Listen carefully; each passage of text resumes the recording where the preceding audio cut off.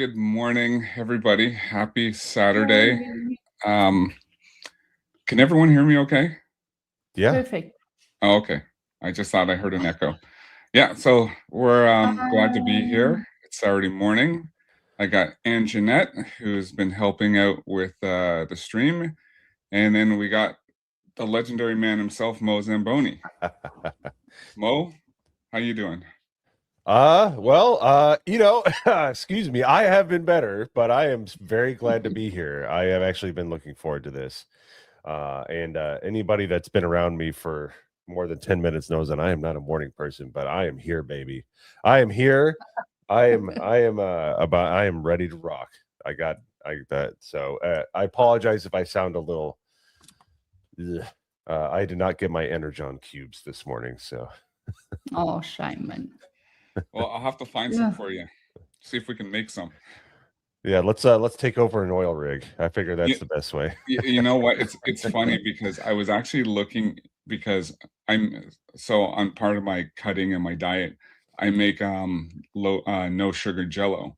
So I've been trying to find a certain color so I can mix to make the purple, and so I can make an actual Energon cube out of jello. That would, dude. Cool. If you figure it out, I would absolutely eat that. I would be all about it. Now, if you can make it shine like it does in the cartoon, then yeah. Well, if I can, like I said, I've been trying to see if I can mix the certain jello so I can make it. So if I can make it, I'm gonna do it. So it's something I'm gonna do over the holidays. So yeah. So how are you, Anjanette? I'm good. No hassles this side. Healthy as a horse. Fit, fat, flourishing. Awesome. Yeah, I feel for Mo. I was just saying to him off screen, in the backstage or whatever, that this year flew by so quickly. I actually forgot to get sick. I just haven't been sick the whole year, which is good. But can you believe that a whole year has gone by? Yeah, it's gone by quick. Just like that. Yeah, it really, really has. It has been crazy. There's certain times where it seemed like it kind of like slowed down a little bit, but yeah, it just flew by. Yeah. So I guess one of the reasons why I asked Mo to come on is because a couple weeks ago I was on the GCA, and then Mo and myself were in the backstage talking, and we knew both of each other love Transformers, and we just got a little more in depth into it. So I was just like, Mo, I'd like to get you on. I'd like to talk to you about, Transformers, G.I. Joe, just our passion about the Generation 1, because, we're not too far off in age. And just growing up I may be a few years on top of you, but just a few. Growing up, seeing Transformers for the first time on TV for me was like, what is this? What's happening? I've fallen into a void where this is the greatest thing I have ever seen. So just want to get your, how you grew up and what brought you into the Transformers realm. It was pretty much the same thing. I remember being in northern Indiana. I think that's why we aged so well, Kohlhauser. We're from northern climates. Yeah, because we basically, it was like Captain America. We just were frozen for so many years, and that's why you're still look younger than me, because you're still up there. But I guess southern climates, if you're in southern hemisphere, right, Anjanette? Because you're older. Yeah. Yeah, I must practically be a fossil then out here in the sun. It's 29 degrees today, centigrade. Oh, centigrade. Celsius. Sorry, what the hell? Let me see if I know my math, and I'll answer Kohlhauser's question. So it's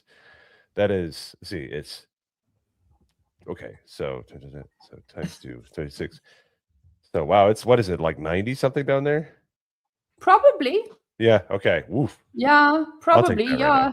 It's hot as fuck out here. I've got my doors wide open. I have a fan on me. Even my little bird is singing, and I have covered him as well, so he's not getting burnt to a crisp. So yes.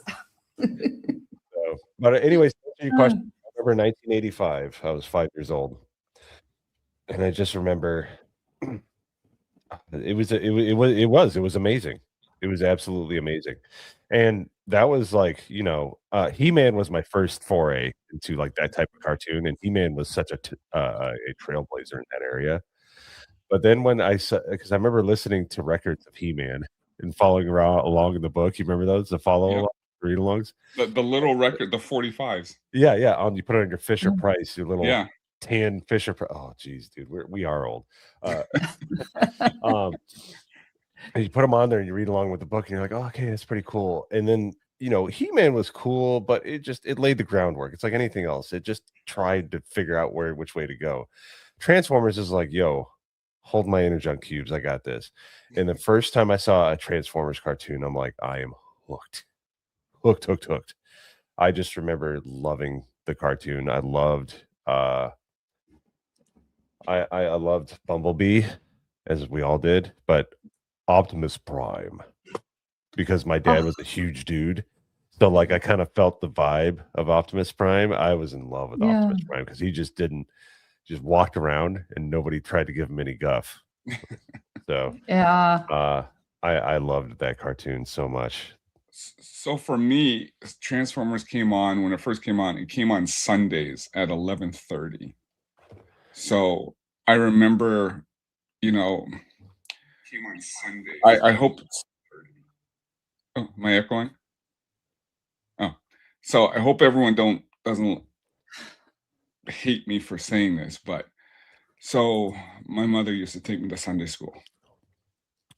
Yeah. And when I found out, Transformers, I didn't want to go to Sunday school anymore because Transformers was on Sundays. Like, I don't know where it was on in other areas, but here in Canada, it was on Sundays on the Buffalo station.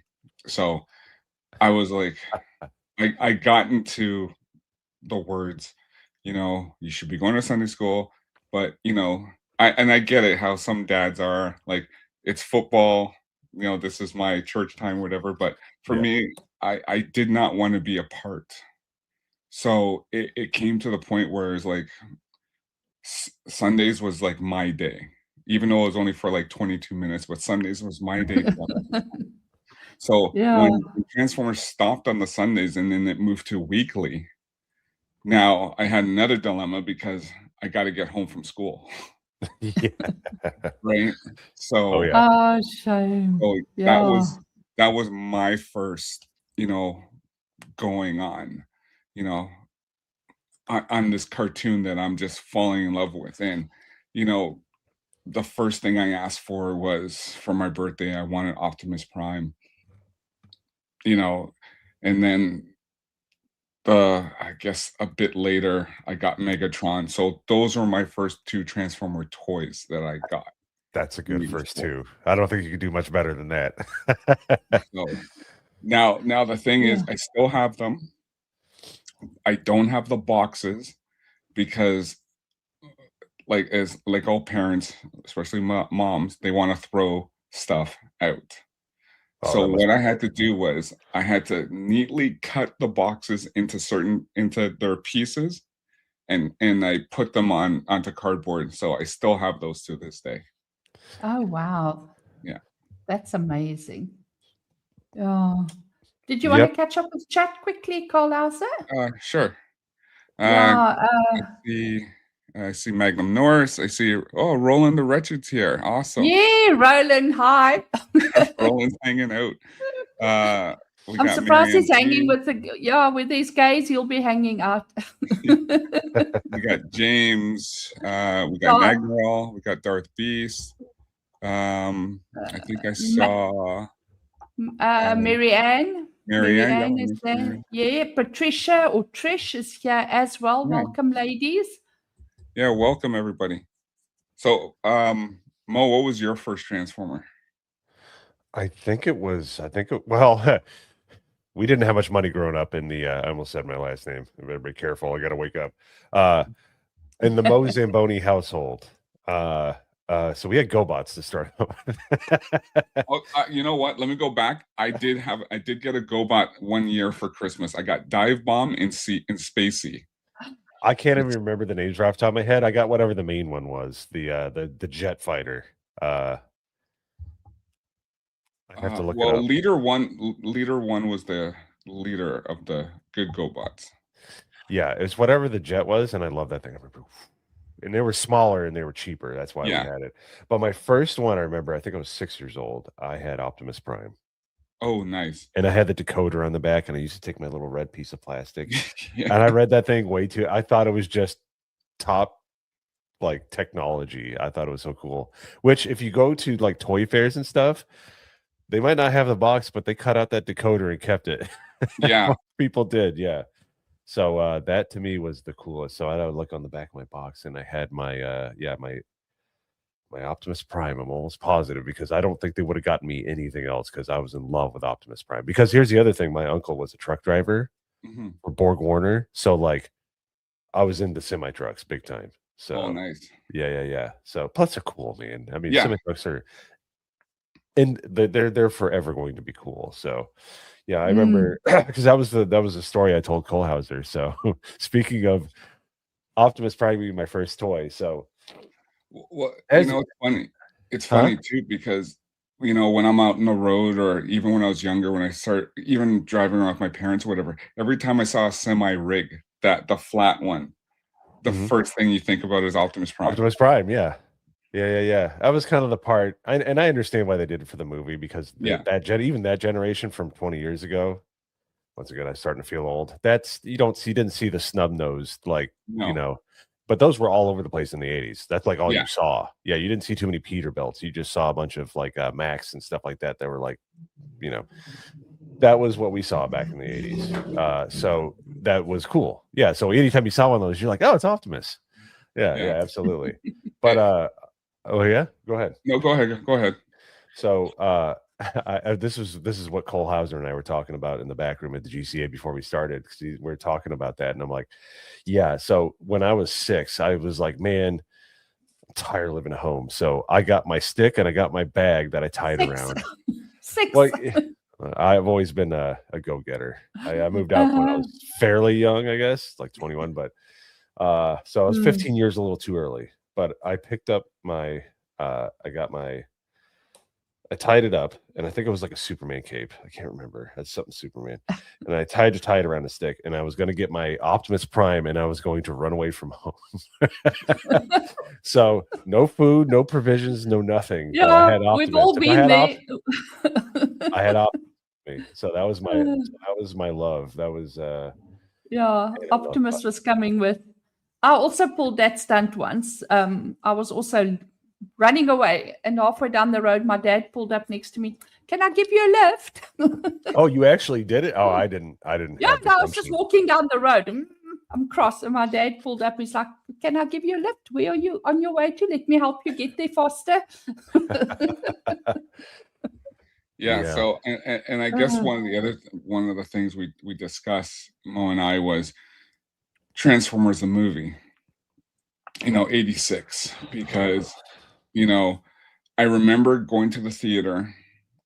I went to the theater, sat there, watching this on the big screen, and then the moment the deed happened, I burst out into tears, and there were other kids crying, and then I saw parents taking their kids out, and I literally just sat there in shock what they just did. They just destroyed my childhood. Taking out Optimus Prime was like, I will never forget that day. I just remember being sick to my stomach. I was in the theater too. I don't know what it was called back then, but it's the Clyde Theater in Fort Wayne, Indiana. It's now like a musical venue. So the place where one of my worst traumas of childhood happened. It's still, I wish they would have tore it down like everything else in that city. But yeah, I remember just being sick to my stomach. I just remember being ill because I was only 6. I was only 5 or 6 when the movie came out. So you take it to a cartoon movie. We saw Care Bears. you know, in the movie theater. Mm. And I remember seeing that. I think that was the first movie I ever remember going to. And then we were like, okay, you know, Care Bears, that was fun.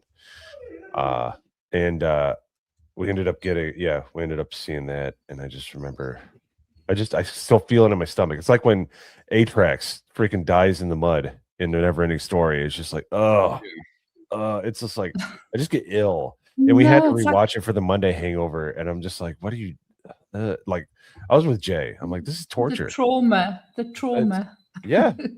Well, I was, yeah, because I remembered how Jay keeps talking about, I don't like talking about this movie because of what they did. And I'm like, you know, in the back of my head, I kept on, like, even when I left the theater, I'm still weepy and everything. Okay, yeah, we got a new leader and whatever, but I'm just like, this isn't right. Like, Mm. when it comes to Optimus Prime, you think about patriotic Americana. Mhm. There's nobody who can actually, you know, take over that role of what he did and what he meant to everybody. You know, Optimus Yeah. Prime was a legend, everybody knew who he was and for what he stood for. So Yeah. the moment that they basically said, okay, we're taking him out, we're taking out a whole bunch of other people, and we're gonna, you know, bring in new characters. And I was just like, you know, I was still a fan, but a fan that was hurting because of they took out the most prominent, you know, leader. Um, you know, I would say in movie whatever history, because Optimus Prime was that guy. Oh yeah. Yeah. I wonder if they thought it through. Well, obviously not, because they brought him back Well, twice. so it's funny because there was no internet back then. There was a write-in campaign where parents were sending letters to Hasbro. And Yeah. what that did was that prompted changes to My Little Pony the movie and GI Joe the movie. So I GI wonder which. Joe the movie's change is so garbage. It's Yeah. not, it's like an I wa- ADR off screen. Hey, Duke Yeah. got he gets a spear to the chest and his heart explodes, but he's like, he's in a coma. yeah, You're like, is he? I remember that one was brutal. I remember watching that on TV. Yeah. I remember that. The reason it stuck with my memory so much, that real quick, was because there was a bug that crawled on my back. My dad got it off me. We were watching the movie, and he's like, "What? Something's crawling on you." And he's just, with his giant ham hock, just wham, and I'm like, you know. But yeah, I remember that. I was just like, he's like, "Oh, Duke's okay," and I'm like, "Is it? How did he survive that?" But yeah, no, the whole thing with Transformers, the movie, is that it was the way Optimus died. It was like a, hey, look over here from Megatron. Yeah. Like Optimus Prime has ADD or something, you know, and then he gets like tricked by something that he wouldn't get tricked by in the cartoon, and it was stupid. And then at the age of 45, I had to relive my trauma, or 44, I guess. And it was everybody getting murked on the ship, like smoke coming out, watching them die so horribly. I was just like, oh my goodness. with the smoke coming from his mouth. Oh, I mean, let's be serious. Metal AF, but it was like, if it was like the Who Gives a Crap characters, that would have been cool. Yeah. But you're murking like really good characters that I liked. Well, and the thing that bothered me was, okay, and this is just, you know, I go back and I analyze, because, you know, being a fan, and okay, this is 86. The G1 second season continuity has already been set. So where were guys like First Aid, the Protectobots? Where was the aerial bots? Like, I get, because this movie, you still had old characters, but they let in guys like Perceptor and Blaster, the Coneheads, the Triple Changers. They were all there. But they didn't have Omega Supreme. You know, you had Devastator, you know, you had the Dinobots, but you didn't have some of the core guys who could have made that battle different. And if First Aid was there, First Aid would have been like, okay, I guess Sparkplug passed of old age, because he was a prominent mechanic for the Autobots as well. So once Ratchet was taken out, you know, because that was the other thing I was thinking. You have a medic on that shuttle, but you didn't have a medic on Earth at Autobot City. So those are the things I was just like, there's other ways around. He It just was didn't. lazy writing. This was them trying to cash in on the toys. Yeah. I hate to say that because that was one of the ones where the veil was pulled back, and you're like, yeah, they didn't care. They learned that lesson, like you said, real quick once the parents started writing in. Yeah. Mm. So yeah, and then of course, they bring them back because you have to bring them back. You can't have Transformers without Optimus Prime. You gotta have this. He's got to be there. So He's the anchor. he is the anchor. Yeah, he is, and that's why even for the live action movies, they brought back Peter Cullen to voice him, because that's who basically Peter Cullen is. Yeah, poor Kiwi kept herself awake until like 2 o'clock in the morning to join us briefly. So she's off to bed. She's getting visitors tomorrow. Thanks so much for joining us, Kiwi. And then just quickly catching up, we've got Jeremy as well. James, I think we've said hello to James. Yep. And Mr. Chopped Liver at No Name User. We forgot to greet him personally. Username on YouTube. Am I right? Yeah, yeah. But he says he also goes by Chopped Liver. Okay. Nice to meet you, yeah. So, hi, Kay. Hey, Kay. By the way, I'm not trying to just look cool. The morning sun is like going right into my eye, so I'm like having trouble trying to focus. So I was I'm not trying to one up Cole Hauser, right? It's hard to beat his back. Never. I was gonna say, we got our own American version of Drinker. Yeah. Oh yeah, dude. I can put mine on too. Then you won't feel left out. So real funny story. So MegaCon 2024 was the first time I ever went to a meetup. And it was just off a whim. I only live 7 hours away from Orlando. So I was like, I had just been taking care of my son. He'd had the flu all week. And I was just tired. I just wanted to get out of the house. I love him to death. But I was just like, okay, but I'm like, hey, this meetup's still happening. And there's still some Airbnb. So I go down there. So I didn't have this guy yet, but I still had a decent enough beard. Like it was still kind of long. And I had sunglasses that looked like drinkers. So I just walked around and people were like, I thought you were the drinker. The drinker. And I actually got to meet him at the meetup. And he's like, oh, it's my doppelganger. Yeah. That Scottish accent. Yeah. Oh, yeah. We were talking. We were having a drink. And he's like, he's like 4 years younger than me, I think. He thinks like 41 or something like that. He's like, we were talking. He's like, don't worry, you're young. And I'm like, I'm 43. And he just looked at me like what? But yeah, no. So I fooled a few people. Because once I fooled one, I didn't mean to fool the first person. Mm-hmm. The next 2 or 3, I meant to fool on purpose, and it was pretty fun. I disappointed them very much. But yeah. So yeah, thank you. Awesome. No problem. Yeah. So so yeah, I pretty much, with Transformers the movie, going to the season 3, and then I didn't really, I just to let you know, you remember Rebirth with the headmasters and everything. So I hated the Rebirth because they were putting, they're basically putting humans in their heads to transform and all that stuff in their guns. Where you know what, if you're going to do that properly, there could have been your perfect crossover with G.I. Joe. Have them be your headmasters and target masters or whatever. But I immediately went to the Japanese series, and that's where, of course, because they brought back Optimus Prime and then they killed him again. so that was and the funny thing is he died in basically Rodimus's arms, right? So but that it just happened again. That movie just stinks on its face. Like even if Optimus didn't die, it sucks. Yeah. You got Robert, what's his name? I'm having a brain fart. The guy that did Unsolved Mysteries. Oh, Robert Stack. Right? You got Robert Stack, who's just forever been old his entire life. I don't think he's ever been young.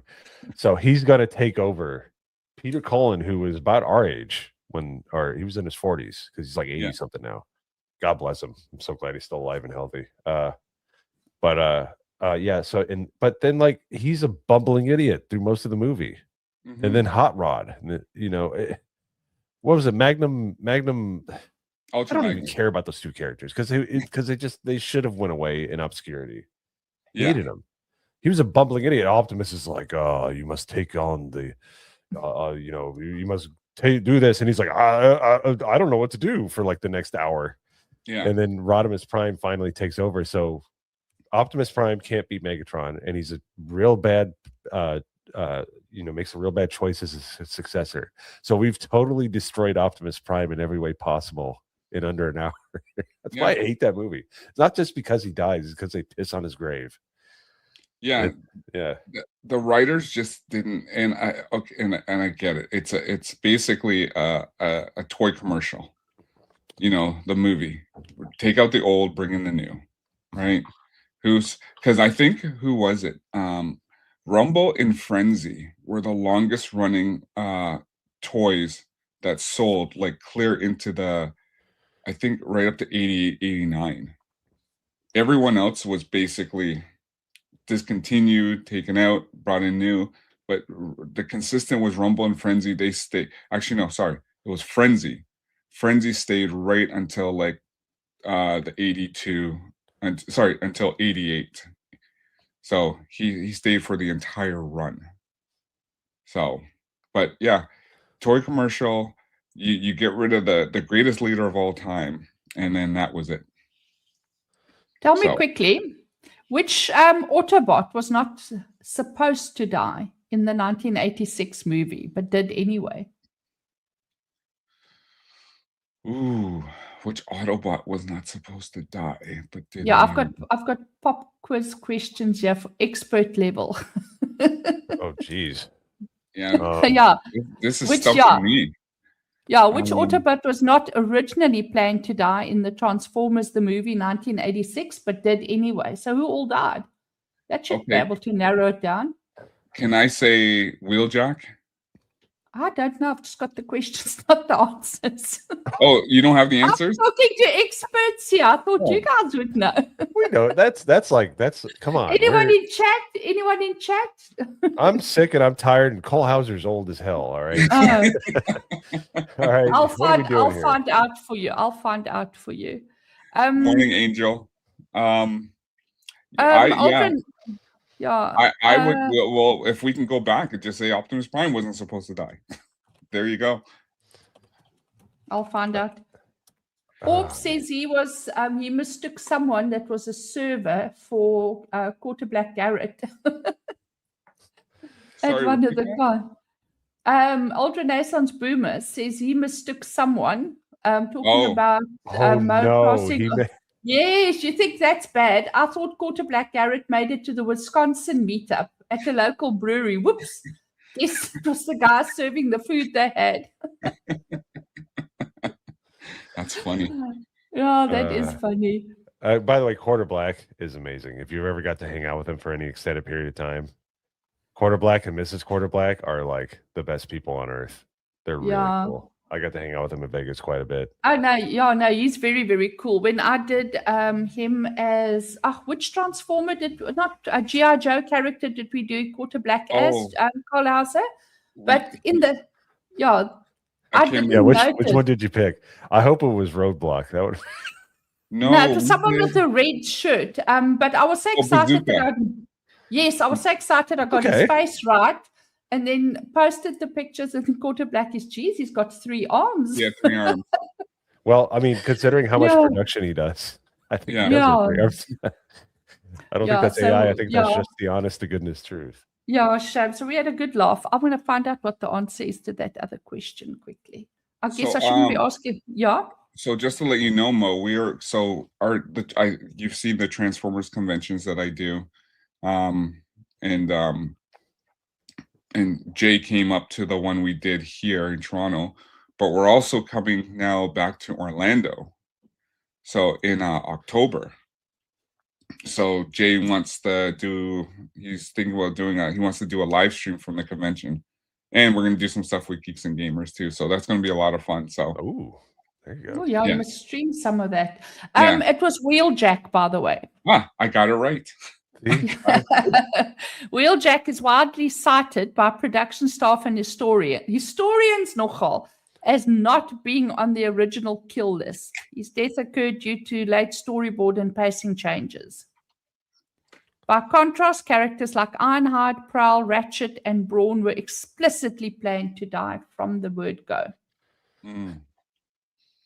Yeah, I didn't think Wheeljack was going to be on that list. Now, funny in season 4 Japanese, because they didn't bring out Transformers the movie till 1989 in Japan. So they didn't know really what was going to happen with Prime's death. So once they found out, they did bump him off again. But who appears is Prowl. Prowl shows up in that season 4 series. So it was interesting. Yeah, Wheeljack and hey, New Squaller, Wheeljack and they're almost. I don't know why they kept switching bodies for him and Smokescreen. But going to GI Joe, when did you first get involved, Mo? Like learn about GI Joe? Oh man, I don't remember not watching it. That's kind of like Transformers. I'm trying to like coalesce like because when you're 5, it just you just kind of fade in. Like you remember certain things, but GI Joe was on after school, if I remember correctly. It was pretty prevalent. That DuckTales, I was like, not to bring too many cartoons into here, but and Thundercats. No, bring them in. Bring them in. Oh, Thundercat! All the like, dude, we were eating good in the 80s. Let's be serious. But yeah, GI Joe. I loved GI Joe, man. I loved the movie. I still have the movie because if you get on DVD, you got all the public service announcements. Yeah, it has all of them at the end, which is great. Yeah. Did you know they did public service announcements for Transformers? Did they? I don't remember that. They did a handful, so they're on the DVD for in the extras, but they did a bunch of them where there's Bumblebee, I think there's Spike, there's a Hound, I think one of them is Trax, but yeah, they had a handful of PSAs for Transformers, so they're pretty good. Yeah, that's awesome, but obviously GI Joe ruled the roost on that one. Yeah. Like, don't jump your bike over a downed power line because that happens to everybody, you know. But dude, GI Joe, man, was goated. I enjoyed that one because the music, the theme. Well, Transformers theme is good, but GI Joe is GI Joe. Yeah. And I had like the little, I pretty sure I destroyed all of them, but I had the like the little what was it, the 6-inch. How big are they? I don't know. The little guys. They were like 3.5 inch. Were they? I guess they seemed a lot bigger. I guess when you're 5, they seem huge, but yeah. But yeah, no, I remember having those. I don't remember what characters I had. I just had them and I would play around with them. But I loved the show, man. Yeah, I would make sure I catch every episode. I love Duke, but Flint had the best outfit. Yeah. Flint was baller with the green beret. Yeah, he was. And he had the best voice, and yeah, he was my man. Shipwreck. Okay. First of all, I know I'm going on a tangent here. No, let's do it. Excuse my French. I am so fucking annoyed that Ryan Kendall does not know who Shipwreck is because he is Shipwreck. Yeah, he's a cynical. Everyone says so. Yes, but his attitude, he's freaking Shipwreck. So you saw what I got him, right? No, I didn't. I got him a classified Shipwreck.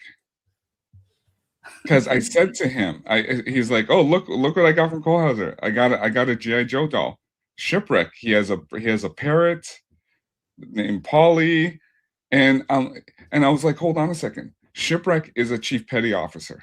Ryan is a chief petty officer. He's got the beard and the mustache and the attitude. Just like Shipwreck couldn't be bothered. He's like, yeah, whatever, Yeah, he's he's And the fact he's like, I've never watched it. I don't know what you're talking about. I'm like, that is one of that's where the cosmic rays kind of missed each other. I'm like, what are we doing here? But that was one of the reasons why I got him a Shipwreck classified figure, because he is Shipwreck. He is Shipwreck. Yeah. Beetleston agrees. Beetle Johnson agrees as well. He also says definitely Shipwreck. You've got Yeah. a big fan, Mo. Somebody, Clyde, said, "Hey Mo, big fan, love your work at New Squalor." Hey, yeah, no, he's in the Monday Hangover quite a bit. Yeah, he's good people. Yeah, Yeah. yeah. I hate these @symbols, man. I really do. I'm sorry, Yeah. but yeah, nope. I see you, man. Thanks for all the support. I appreciate it. Awesome. Yeah, Duke is Duke, Flint, Shipwreck, my favorite characters. Okay, real quick, Roadblock was my absolute favorite. Yeah, Roadblock's great. Yeah, people will be like, yeah, because he would just kind of rap all the time. Yeah, he'd rhyme. But he was just like Diesel, man. He like, I mean, he's like Kohlhauser. You just look at him, nobody's gonna mess with him. You know, the funny thing was when you mentioned Flint and his beret, because even when he's in his street clothes, because there's a couple of episodes he's in his street clothes and he's still wearing his beret. You have to, man. It's cool. Yeah. So I'll tell you, the first time I watched GI Joe, because I didn't know much about it, because I was into the Transformers, but I knew I always saw the commercials. There was like there seemed to be a cross connection. So I'm watching.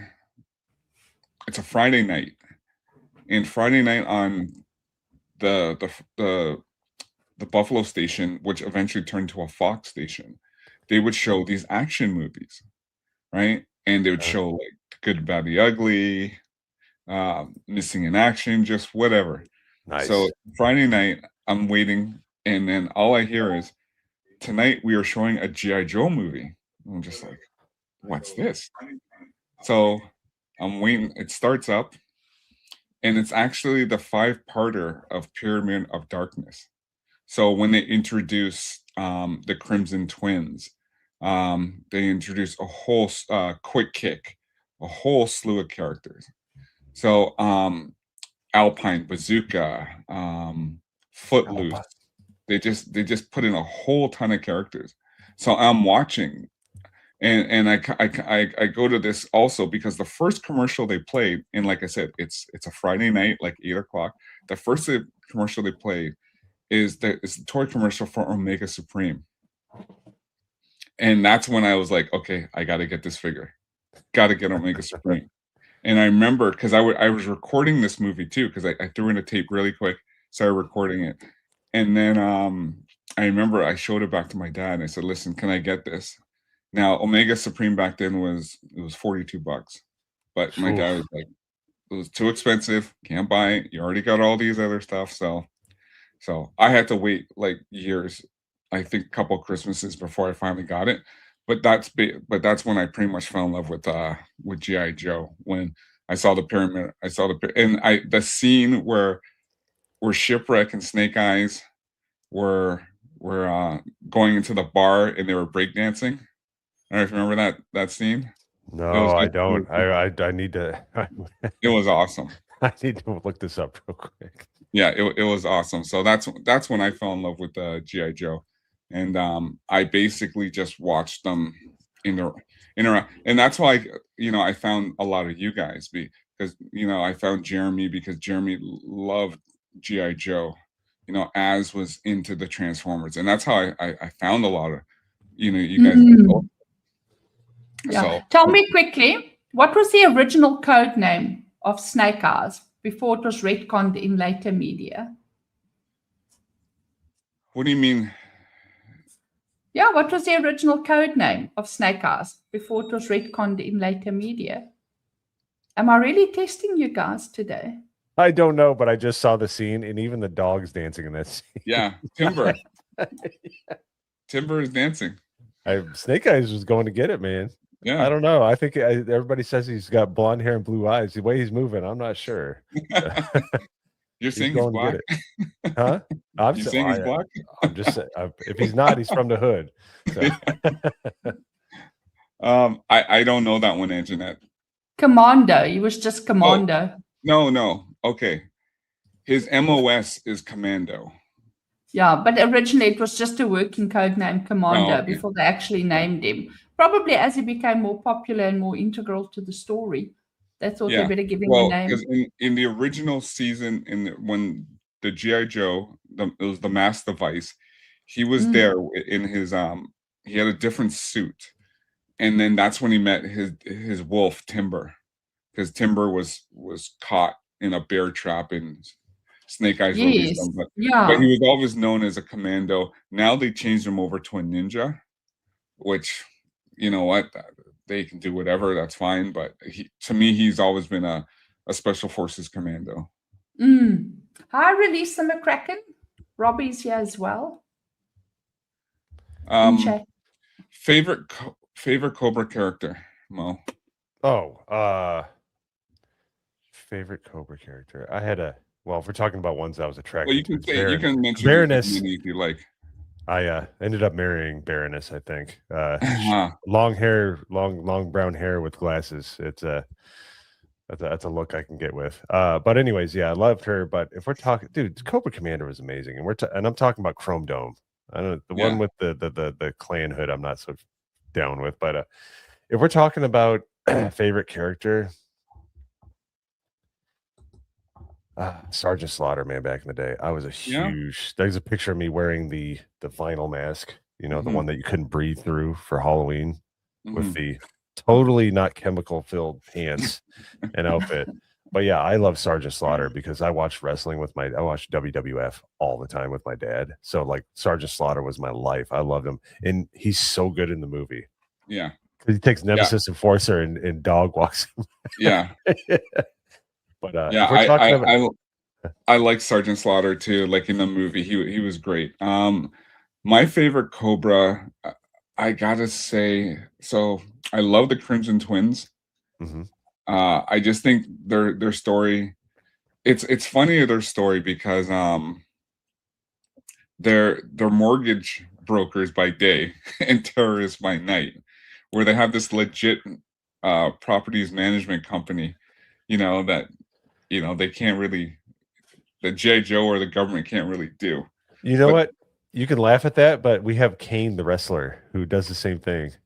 Whatever his name is, Glenn. he's a wrestler by night, but he's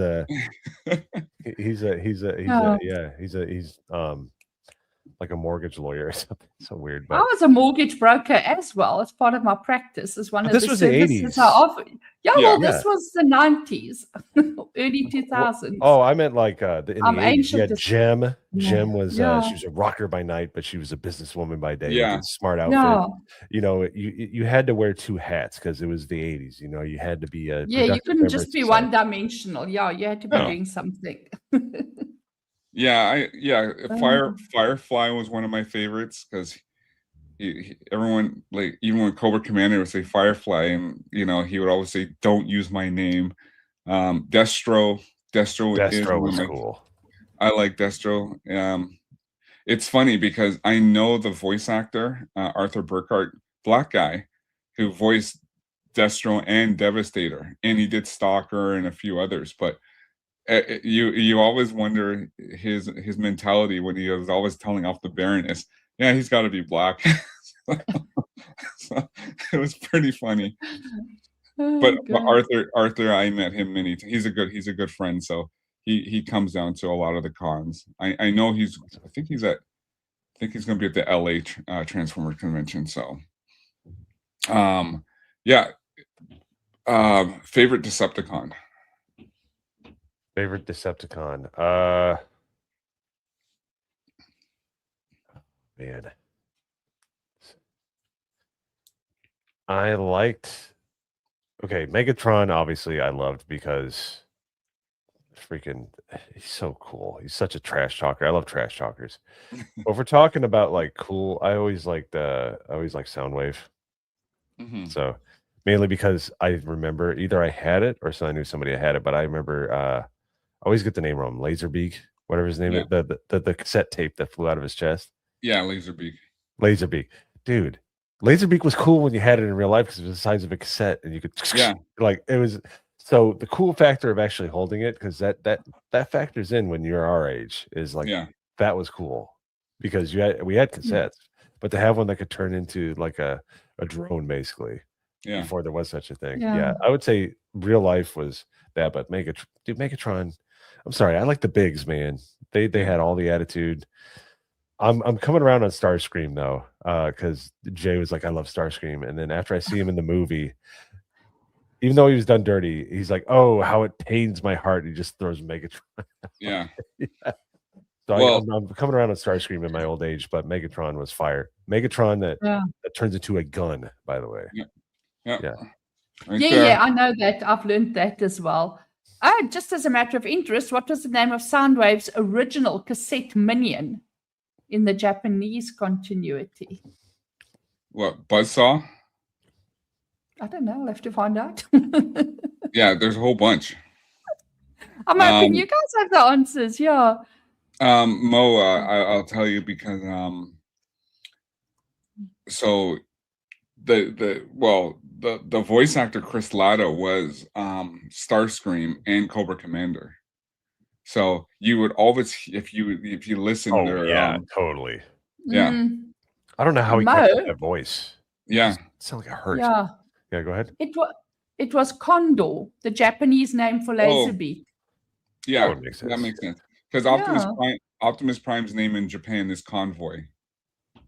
So Okay. Oh. Yeah. Yeah, I thought that was interesting. yeah. My favorite, so I was purple for some reason is my favorite color. So guys like Shockwave and Skywarp. Now, mind you, even though the Decepticon symbol is purple, but Shockwave and Skywarp. Well, Skywarp was my first Decepticon jet. So that was the first one I ever got for a jet. But so that was my favorite. And then Shockwave I just think is just so cool. But no, me and Jay, we have this like a little ongoing battle because I'm always ripping him that, but no, Starscream's cool, I understand what Starscream's trying to do, trying to take command to run the Decepticons. But here, see, this is where I have a problem with Transformers the movie. So there's an episode called The God Gambit, where Astrotrain, Thrust, and Starscream crash. They land on one of Jupiter's moons, Titan. Astrotrain takes control, and he literally, throat throttles Starscream, saying, keep quiet or I'm gonna, take you out. But in Transformers the movie, here you got Astrotrain putting the crown on Starscream's head. So this is where it's like, the Triple Changers are the baddest guys out there. They're big, they're strong, they're powerful. But Starscream plays second fiddle to them.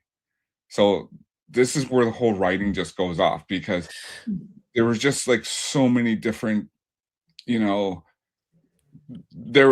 was more than just people just saying, oh, I'm going to take control. But I get it. They wanted to take Starscream out, but even though they brought him back as a ghost, right? So it was cartoon writers back in the 80s painted themselves into a lot of corners.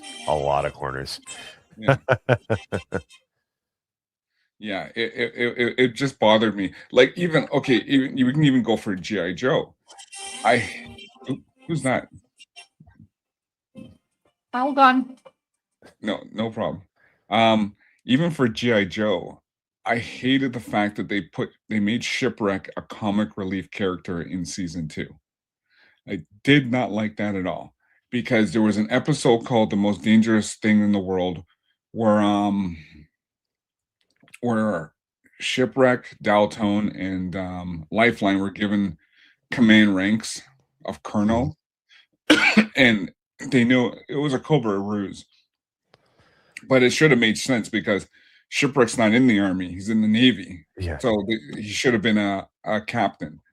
But they made him so laughable, which it wasn't funny, because in the Pyramid of Darkness, he was pretty much the hero in that, by stopping Cobra, stopping the missile and everything. So I didn't like the way they treated him in the season 2 series.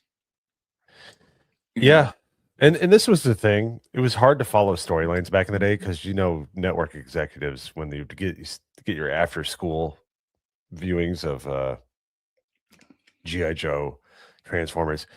Aside from the pilot episode, it was all over the place. You would get Yeah. like yeah. So it was really hard, and you didn't care. It was just amazing back in the day. But yeah, once you kind of look back on it, you're like, bro, were these guys? I think that obviously, just like everybody else producing hit TV shows, they're probably on cocaine.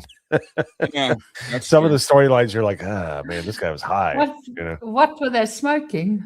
Yeah. Yeah. Yeah, and I know, you know, because like I said, I go back and you know, you watch certain episodes like they did Spike's character fine, and then when they brought in Carly, you know, never knew what happened to Chip Chase. He just kind of Disappeared. he disappeared. His father, Spike's father, I get it. He got older. He probably passed. So you know, it was just interesting how a lot of these characters flush, and then when you come to the live action, which I just totally hate and disregard because they didn't seem to do anything right. Now the movies made millions of dollars; they made a lot of money, but they just made that money on nostalgia with, oh yeah, we're gonna go see Transformers. But for me, I think I saw the first one, the second one in theater, and the other ones I just watched elsewhere because I just didn't care anymore because I just thought they were just trashy movies. Like they just didn't seem they didn't seem right, and they didn't understand how, you know, I'm sorry, but robot beings from another world, they're gonna trash you like there's no tomorrow. You know, as you see in the cartoon, like that one episode when they're shooting at Megatron and Megatron just laughs. You're gonna stop us with bullets. So Yeah, which is a great line. Yeah. yeah, you know, it was I don't know. What was your take on the movie live action movies? Live action movie? I like the first one, but Mhm. that was because Peter Cullen had come back and he was, well, no pun intended, he was in his prime. Because Right? his voice, he was in his 60s, and it was like he had, you know, like he was ready. He had his stoic voice, even though I'm a big fan of the John Wayne Optimus Prime from the Yeah, first season. Like, Megatron, come over here. yeah, You know, he's all trash talking and a cowboy, but I like the first one. The rest of them I could care less for. yeah, Once you got metal balls, like literal balls hanging off the back of a character, I'm out. yeah, The first one I thought was pretty. I like the first one. It has its moments that are kind of like, but it was a fun ride. yeah. And I watched that as well. Yeah, I saw it in the theater. I really liked it. Like when they come to Earth, they do when they're proto prime and stuff like that. I like the proto one and how they become what they are. Bumblebee's always a 1970s Volkswagen Bug. Yeah, And the fact that he was a Camaro was, I'm sorry, I'm a purist. No, the way when they did it in Bumblebee, I never saw that movie, but the way that he looked, it's like you could have just done that. yeah. Yeah, Yeah, and that was my problem. That was my problem too with GM taking basically GM had the rights to put all their vehicles. Like, sorry, Jazz is not a Pontiac Solstice. Sideswipe is not a Corvette. You know, they yeah. just did. Oh, and Starscream looked awful. Yeah, He looks like when you take like a Swiss Army knife and you pull all of it out. yeah, That's what he looked like. He looked like a yeah. 30-piece Swiss Army knife with legs. Yeah, he looked awful. They looked horrible. Where they could and they could have still used him as an F-15 because the U.S. still flies F-15s. So they could have still used that traditional, you know, character, but they just didn't. But then, yeah, I didn't. So I did watch Age of Extinction. That was the one with Kelsey Grammer and Mark Wahlberg. Ooh, Didn't mind that too much. really? They, Okay. they did some stuff that was okay, but they actually showed the power of they actually showed like the power of the Transformers and what they can do. I didn't care for the Galvatron character because they tried this, they did make it where Galvatron is actual Megatron. So I didn't mind some of the stuff in that movie, but it still wasn't the Yeah. greatest. Kelsey Grammer's character made it work for me. Yeah. Well, Kelsey Mark- Grammer usually makes movies work. Yeah, Michael Salo in the chat says it was decent entertainment, but terrible Transformers movies. Yeah. I was going to ask you, Mo, what did you think of the live action G.I. Joe movies? Oh, yuck. I got a free ticket to go see the one with The Rock, and I literally wanted to walk out. Even though watching them just destroy London was pretty slick. That was pretty cool. I really enjoyed Cobra Commander's outfit, and that was about it. The rest of the movie can just get thrown in the trash. It was just garbage. So I hated Rise of Cobra. I thought it was pathetic and garbage and stupid battle suits, and it was just horrible. It didn't seem like it almost felt like an international force in the first one, where it wasn't a real. It didn't feel the real. Acting in the first one is so bad. Yeah. Whoever plays Scarlet, I hope they never get a job in Hollywood again. He was horrible. And her name should be called Paycheck McPaycheck, because that's all she wanted. Yeah, and anything with Channing Tatum, just throw in the garbage. The second one, the Cobra Commander scenes, the Firefly scenes were cool. I liked the way Cobra Commander looked. He had that pure 80s back to Cobra Commander. And Firefly, just the late Ray Stevenson played Firefly was great. Even Walton Goggins was in it for a small period. I even thought his character was pretty cool, even though he played a warden to the jail. But I just thought it was horrible. I didn't watch Snake Eyes because they race swapped them. They made Snake Eyes Asian instead of white. And then, but I will say this: the 1994 Street Fighter movie with Van Damme is technically G.I. Joe's first live action, because Street Fighter is part of the G.I. Joe continuity. So, yep, that's why Ken's name in Street Fighter is Ken Masters, because they didn't want to mix it up with Ken the doll. Yeah, so he's Ken. I remember those dolls. I'm a Blanca guy, by the way.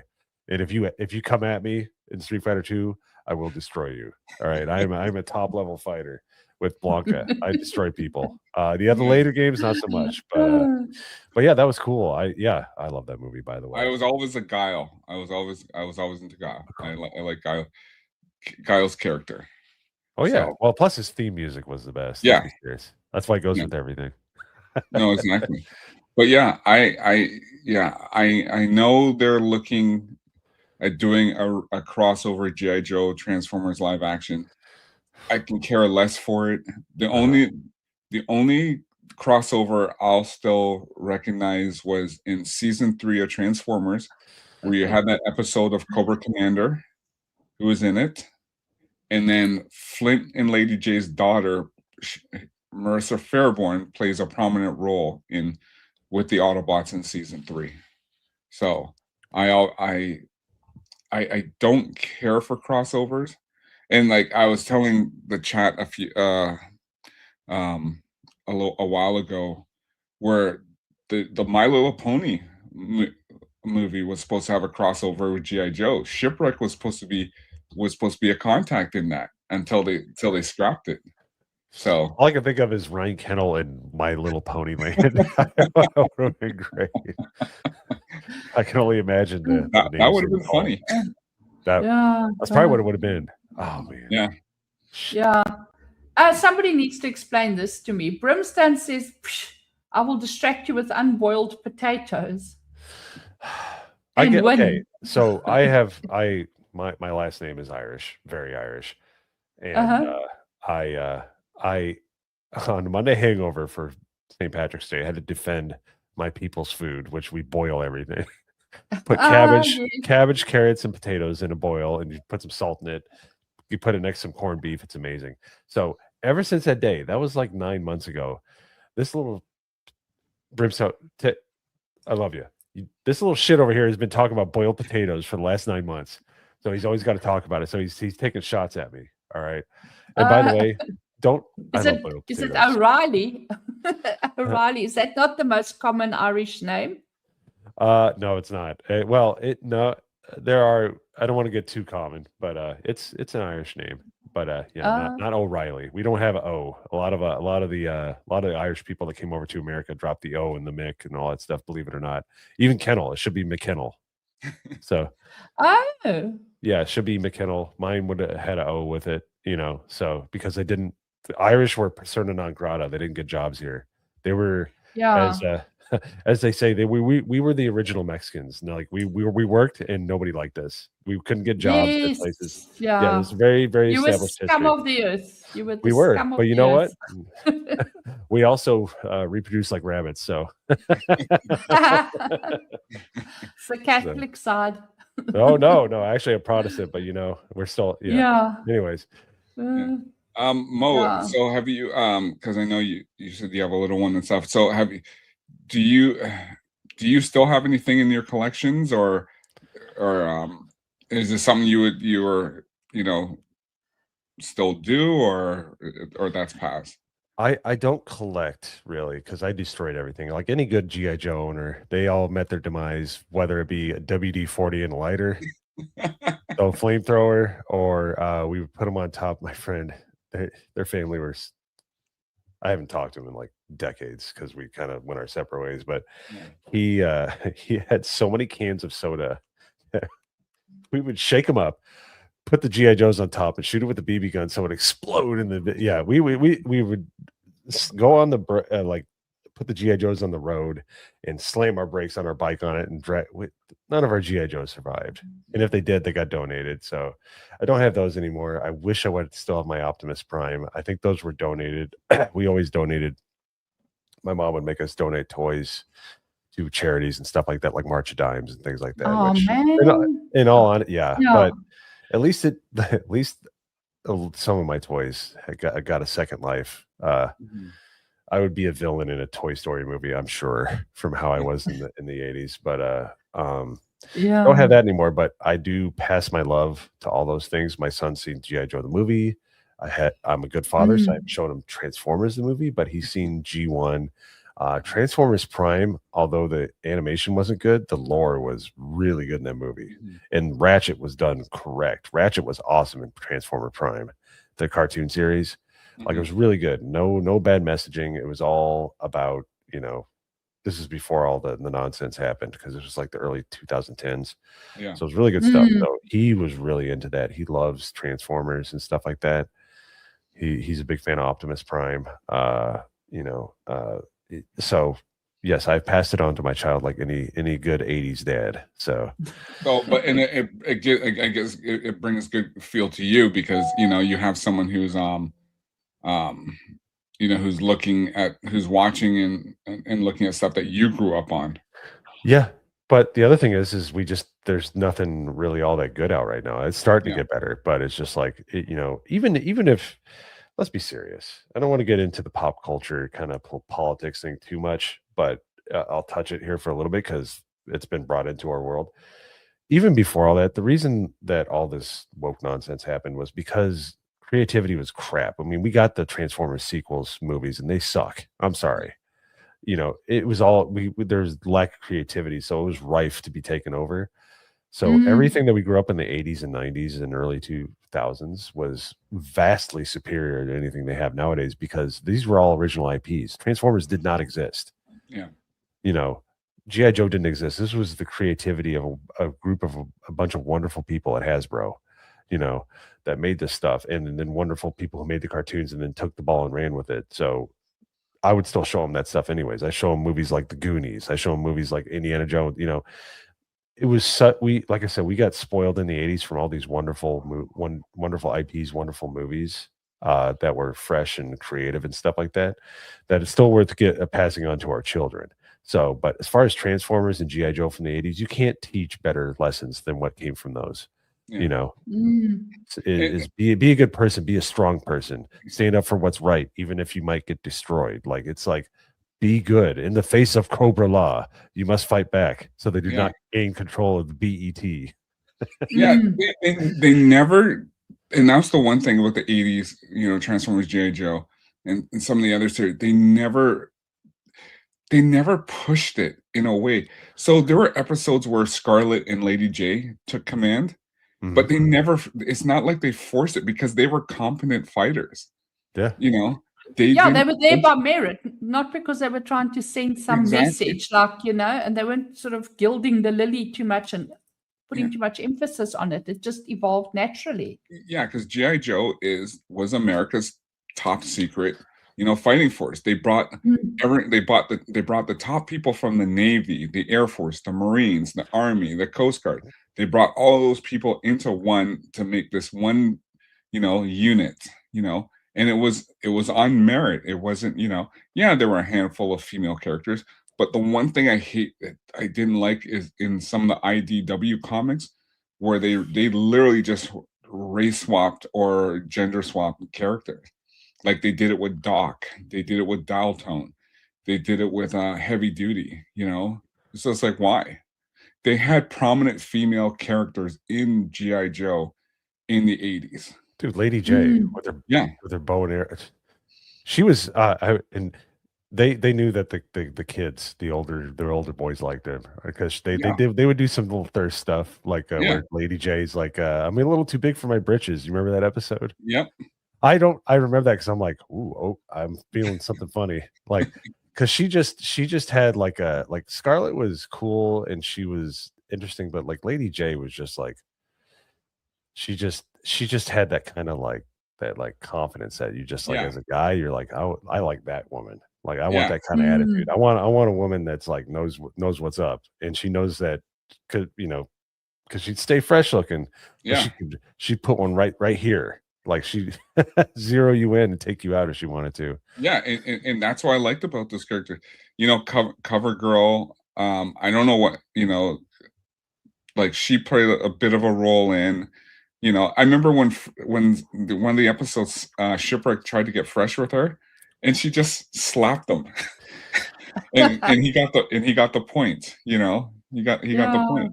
But it was because I guess what happened is the messaging from the Rise of the Beast movie, when the director said, "Oh, we're gonna make this for black and Hispanic audiences," like it's a movie about robots.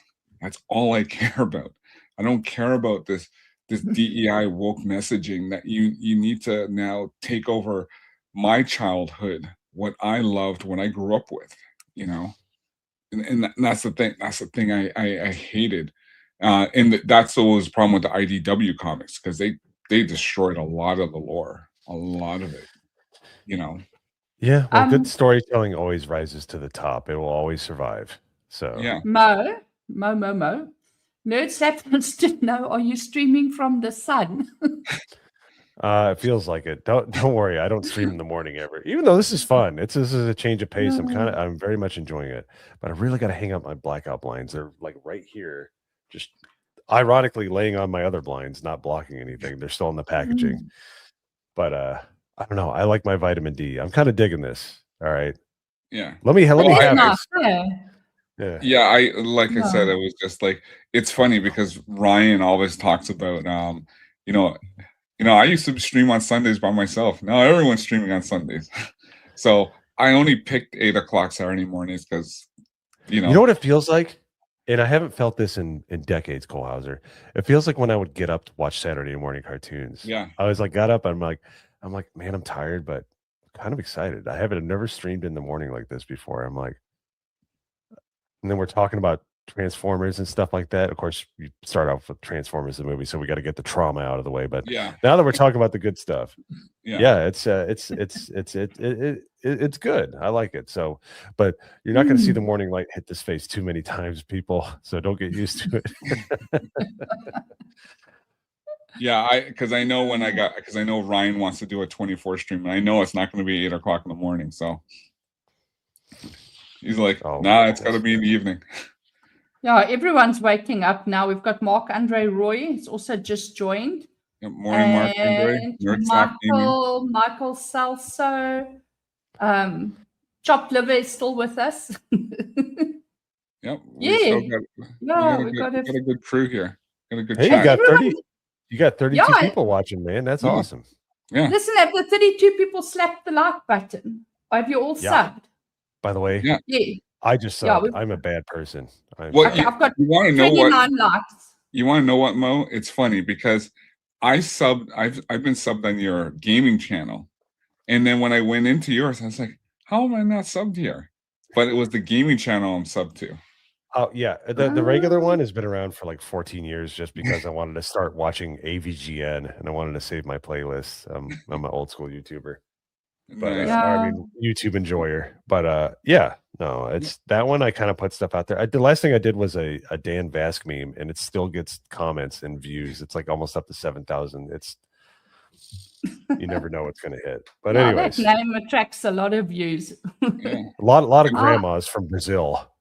They're all in there. They're all in there with broken English defending this man. They love Dan Vask. I tell you, they make the chats. I don't even comment in chats anymore because I don't want to be tarred with that same brush. But they're the Dan police, you know. If you dare do anything, whatever. Oh yeah, they're like, we love. What are you They- talking about? Gary is not the best singer. You know, it's obviously Yeah, translated, and they you're like on you like flies on shit. Anyway, oh, seriously. Jose Taco still leaking. Good morning, Jose Taco. Lurking. Jose Leaking, Taco wow. still lurking. And IKEA boys here. I think I've got everyone now. Yeah. Shout if I haven't shouted out your name. Dan New Squalor saying Dan can easily retire with all the free grandma care. I don't Probably. think he will cares. Well, I think he has retired partially. Yeah. We're waiting on man buns. Man buns are gay. Should be. It's been almost 2 years. It'll be 2 years in a few months. It's ridiculous. Yeah. I wonder if he's going to get away with that on YouTube, because I believe YouTube is so full of crap these days that you. Well, he did Norfolka. He did Glorious. Yeah, Glorious but Death. I mean, man buns are gay. The title and the content and everything. I wonder. It hits different when you hear that South African accent. You're like, man buns are gay. Yeah, it's like man buns are gay. I don't hear an accent. I don't even notice the other people's accents anymore. Yeah. No, who's that? Dracon. We are. Have faith. Yeah. I was going to ask you, Mo, did you ever get into any of the comics? I was into the Punisher for a while because it was just he's just so overly just masculine, awesome. But if we're talking about I love the OG Turtles comics, like the old black and white ones. Those were awesome. I had a babysitter that had those, and I would Susie, if you're out there, you're probably like 50 now or something like that. But you were awesome. She got me introduced to games on Nintendo and freaking Turtles comics. So, because she's a huge Turtles fan. But the OG Turtles comics I loved. I loved Garfield for some reason. I couldn't get enough here. Garfield. Huh? Yeah, shout out to Jay. Hey. Jay's here. What's up, sir? Don't worry, we didn't talk that bad about. Well, Mo defended your Starscream love, so yeah, I told you. I told Cole Hazard I'm coming around because the listening to Starscream talk trash and give Megatron the business. I'm like, all right, I kind of see why people like him, and I'm coming around on it. So. Well, you know, Jay a link. Yeah, you know what you got to do, Mo. You got to watch, and it's actually so some of his episodes, Starscream was in. So which one was it? The Revenge of Bruticus, great episode. Starscream's Ghost, great episode. Ghost and Machine, great episodes. So the Ghost and Machine and Starscream's Ghost is when he comes back as a ghost. And he starts infiltrating other Transformers' bodies. So nice. It's pretty cool. Like the story is actually fantastic, especially the way Starscream acts, because everyone's just like, oh, he's a ghost. Everyone's like shooting at him. It's just hilarity. It's just great episodes, and I really like Starscream as playing that character. In those season 3 episodes. It's a shame that they killed him off, like, because the guy knew how to work, and he worked hard. So that's why they kept him around, because if he talked like that, didn't do anything, he'd be scrap. Yeah. Yeah. So in that one part when Unicron brought him back to life, and he's like, okay, make the connection, and Starscream like a real jerk. It's like, do it yourself, and he takes off. So it was hilarious. So yeah, I really enjoy it. Yeah, I like Starscream. Starscream's pretty cool. But Yeah, like I said, Skywarp was my first Decepticon jet. So that's why I like him. I like him the best, even though they're all three. The three of them, him, Thundercracker, and Starscream, Thundercracker, and Skywarp, they were pretty much always together. So because they were the three F-15s. So I've got another question. Which Transformer was voiced by Orson Welles? yeah, Unicron. Yeah. Okay, so you guys got that one. Sorry, I should have let Mo answer that one first. I actually would have got that one. Yeah, but yeah, Orson Welles, while he was obviously eating and drinking in the studio, he's like, right? He was mailing that one in like nobody's business. Well, and that was his last. That was his last movie ever done. Really? Yeah. I know he kind of passed away like pretty soon after that. Yeah. Didn't he? Yeah. Yeah. Orson Welles was it was amazing how they just got him, for that cast. And who played, I think it was Roger Cornell or whatever, who played him in the later episodes. Because Orson Welles. Well, same thing. Scatman Crothers, who was Jazz's voice actor, he died right after Transformers the movie. So they had to basically, because Jazz would have survived, but they had to recast him. So. By the way, people, if you don't know who Scatman Crothers is, he's the guy that gets the axe in the chest in The Shining. That's Scatman Crothers. Yeah. Yeah. Michael Salsa says Orson was a pain in the butt the whole time they were filming. Oh, I'm sure he was always. He's like he did Citizen Kane. He's like one of the most premier actors of all time, and he knew it. Yeah. It's like Marlon Brando. They called the I was going to say like Marlon Brando. Same attitude. Yeah. Yeah. Tom Cruise these days. Well, if you go watch, there's a movie, it's a documentary called The Hearts of Darkness. It's the documentary on Apocalypse Now. And they just, a lot of stuff goes on in that documentary where Marlon Brando just like, I want this, like he was only in the movie for what? The movie's like 3 hours long. He's only in there for what, like 6-8 minutes, less than 10 minutes. It's a very powerful 6 or 8 minutes. That's like, that's a sign of a good actor. But yeah. And wasn't he quite chunky by then as well? Yeah. That's why they put him in the dark, because he was a big fat boy. Yeah. They're like, okay, you sit in the dark, fatty. So I should just dim my lights. Yeah, then I'll look thinner too. but there's one scene on that. I don't know if you remember, because Mo, you saw Apocalypse Now. It's been a while. Yeah. But you know the scene where Martin Sheen was drunk? That was real. Yeah. Yeah, that was real. Yeah. And he had a heart attack on set. Yeah. 30-something-year-old Martin Sheen was smoking. He's having a nervous breakdown. Yeah. But if you guys see well, if you watch in The Hearts of Darkness, they show that whole scene where he's so drunk, and then Francis Ford Coppola is egging him on. Yeah, come on, you can do this, and Martin Sheen's just like, he's in a stumper, like so drunk, and he's just throwing curveballs at him. So yeah, I've just watched Charlie Sheen's documentary on Netflix. Where he also speaks about his life growing up and his dad and all of that. So that's an interesting watch if you guys haven't watched it yet. Charlie's like Ozzy Osbourne and Sharon Osbourne. They don't pull any punches when they tell their life story.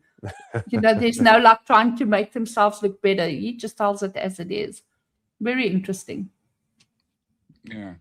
I guess when we're talking about Orson Welles and Scatman Crothers and Robert Stack, it was funny how they got Judd Nelson.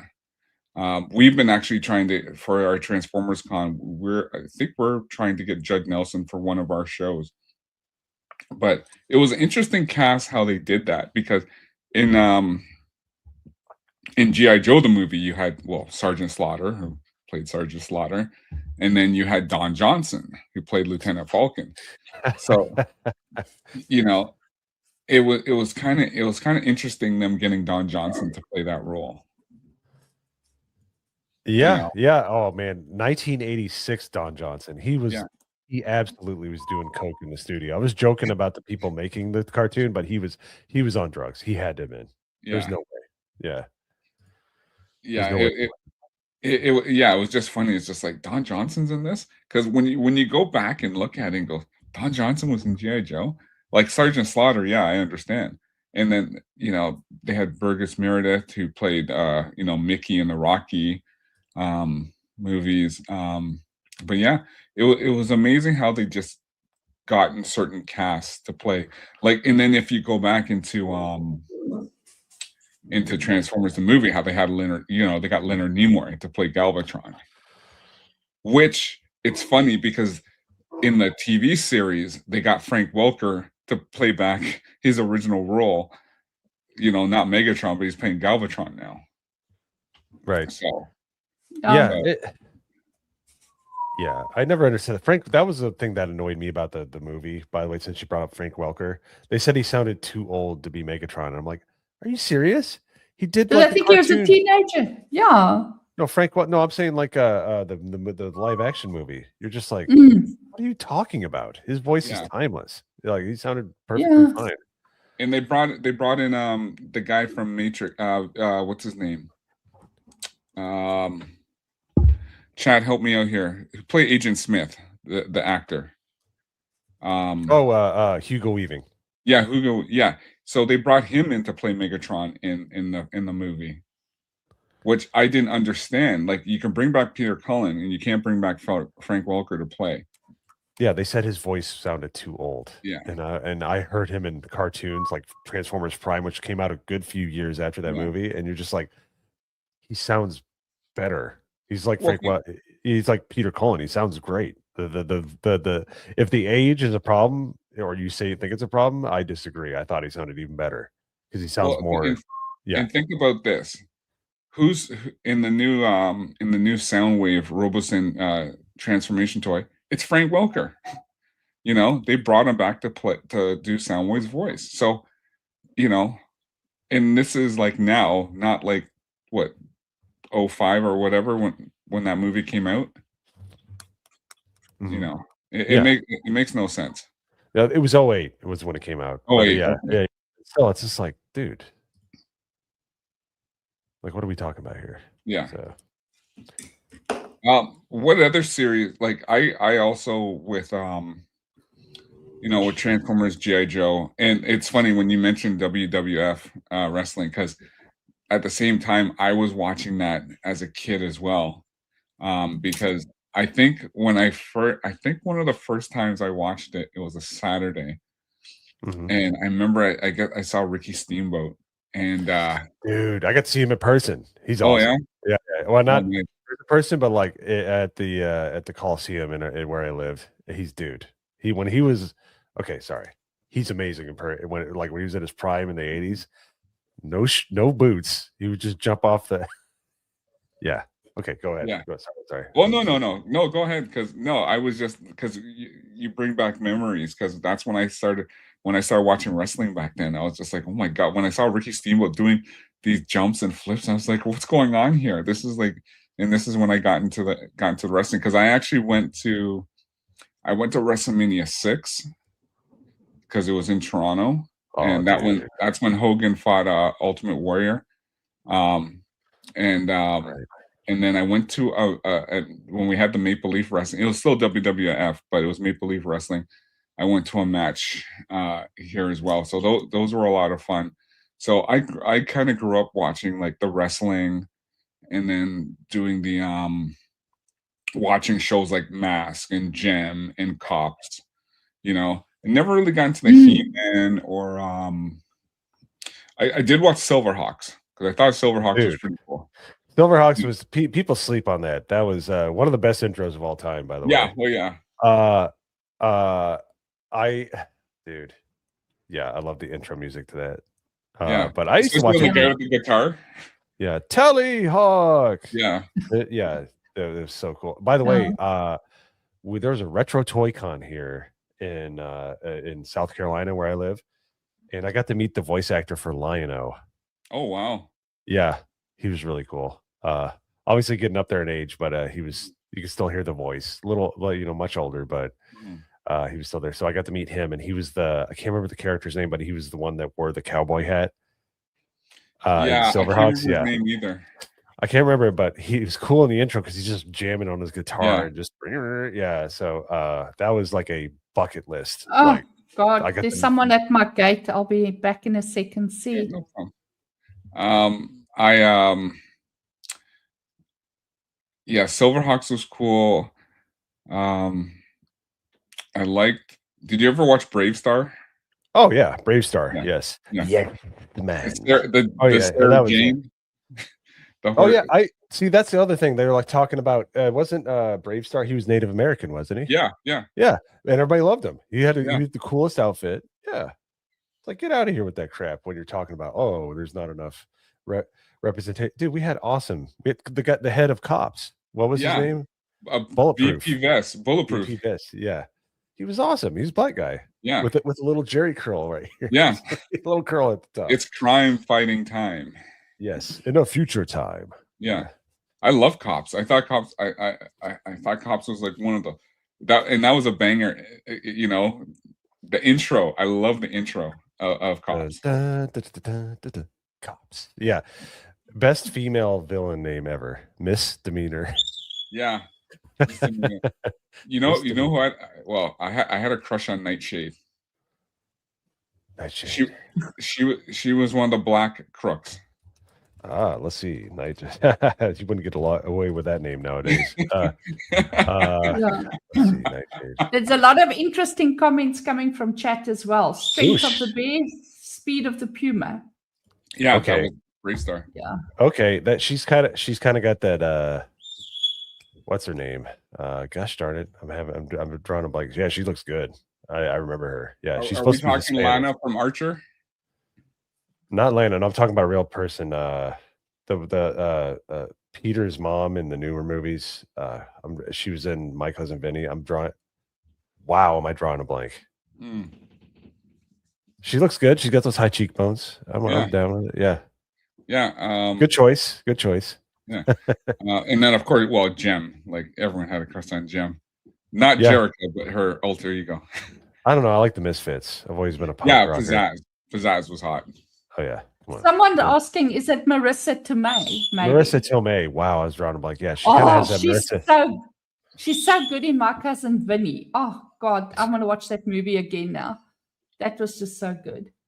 Brimstone had a crush on Dr. Blight from Captain Planet. Dr. Blight. Oh man. See, that was total propaganda, but it was fun to watch. Yeah. If you look back on it, you're like, these guys are so full of crap. Think about this. The season 3 of G.I. Joe, the DIC series, when they said, okay, we're now fighting against the environment, where they had to fight cesspool. And this is where I got really ticked off, because they made Flint basically the leader of the G.I. Joe toxic to fight against the toxic event, whatever. It was just so garbage. That whole season 3 just went downhill. I didn't care for the episode when they were fighting drugs, because they brought in the drug elimination force, and then G.I. Joe and Cobra banded because Falcon got hooked up on a drug called Spark. So Duke got ticked off, and then and one of the Cobra's Viper's sisters got hooked on it, and so they banded together. So G.I. Joe and they only banded together because they didn't care for the drugs Cobra. They just wanted the cash. That was, yeah. So it kind of got a little silly. So yeah, that was the whole push in the 89, 90 was dare to keep people off drugs. Yeah. And yeah. This is your brain on drugs. You know? All the while they're trying to get kids on Ritalin and stuff. Oh, Nancy Reagan, just say no. Yeah. Remember all of that? Oh yeah. No. Yeah, you tell that to a bunch of kids in your neighborhood, that'll probably just beat you. Like, just say no. Yeah, sure. You hope you can run fast. So. Yeah. Yeah. So there was a lot of good stuff in the 80s. Oh God, my for birds. cartoons. Sorry. Sean Lush is asking who has the bird. It's an African grey, and he's way on the other side on the stoop, or the veranda, as you would say. But he's got a pretty big mouth. Just be thankful he's not swearing yet. He's just whistling at this stage. So we know there was a lot of series that I grew up with. I even used to watch Rambo: The Force of Freedom when that cartoon came out. Back when we had rated R toys and TV shows, like we had Rambo for kids, we had T2 toys, we had Alien toys. Yeah, we're a different breed. Yeah, there was so much. There was just so much to go on, and what we grew up with. And it's funny too, because they keep talking about oh, you gotta parents gotta watch with their kids. Not once me watching GI Joe made me go do stupid things. You know what I mean? Because you knew better. And GI Joe or Transformers, but GI Joe mostly always taught a lesson. About just proper messaging. That's all it was. Do good, be smart, work hard. That's all it was. Dango Lang collected all the Alien toys. He says they were totally dope. Oh, anyone watch Mr. T cartoon? Absolutely, Beetle Johnson. 100%. I pity the fool. I had Mr. T cereal. Yeah, me too. Like it was his dog. His dog had the mohawk. Remember his dog had the mohawk. I gotta look that up, dude. There's so many core memories coming back. Let's see. For T's dog. Yeah, he had the mohawk. I always laughed at that. I love the 80s, man. Yeah. I remember it. Well, listen, Saturday morning, I'd wake up at like 5:30, 6 o'clock in the morning. I'd turn on the TV. I'd be watching the original, because they would have the original 67 Spider-Man on. Spider-Man. And then you'd go into like the 8 o'clock range. You'd have Alvin and the Chipmunks. You'd have Smurfs. You have all these different, actually, it's funny. There's one series I wanted to watch, but it was part of the Hasbro basic line. It was called The Young Astronauts. It got shelved because of the Challenger disaster. So it was basically the same. It was the same Marvo Sunbow who did Transformers GI Joe. That was going to come out, but they shelved it because of that disaster. So I was in kindergarten watching that live when it happened. That was crazy. Wow. Yeah, probably a good idea they scrapped it. Like, seriously, that's morning, Casey Cheeto. Got quite a few people. Yeah. This morning. My poor bird's being likened to a smoke alarm battery. Yeah. I don't have a bird. But oh God. Saturday mornings, like when they changed Saturday mornings from cartoons to what's it called?